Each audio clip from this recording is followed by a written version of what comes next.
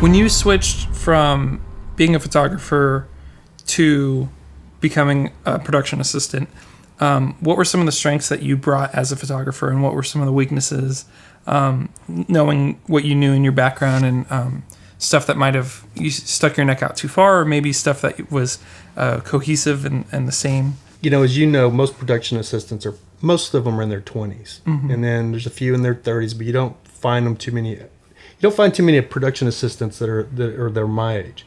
So it was weird for me because I had directed a couple of music videos, and I had my own sets, but I had no idea how a real set worked. I had done a lot of low budget stuff of my own, and not even low budget, but compared to like Hollywood standards, low budget. It wasn't multi-million-dollar projects I was working on. It was thousands of dollar projects I was working on and putting together and producing with my company, Rav Media Group. And so when I got to a professional film set, I thought I would have a big advantage. And it really threw me for a loop because there's a whole lingo. I mean, truck drivers on CB radios have lingo, but I mean, there's a whole lingo in the film industry that if you don't know the lingo, you're lost.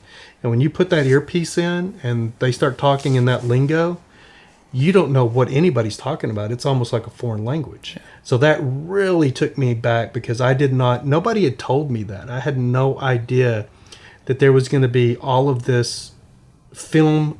I don't know exactly how to explain it other than lingo. Mm-hmm. It's just a terminology that is used in the film industry that everybody knows. Mm-hmm. And it's very easy to pick up on anybody that's green. I've had production assistants walk in a set and tell me that they know this and they know that and they know this and they know that. And within 5 minutes, because they don't know what the lingo is. Yeah. You can give them something like, go to Crafty and get the director coffee, 2 sugars and 1 cream.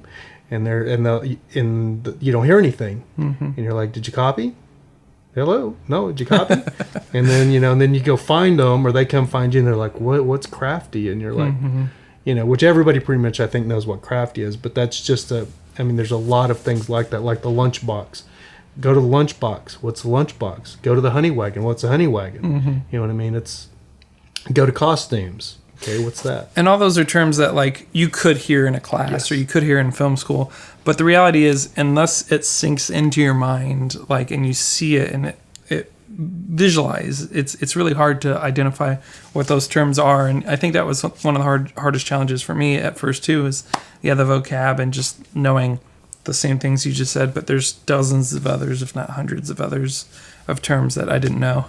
Yeah, even just a lockup. I mean, just a little simple stuff.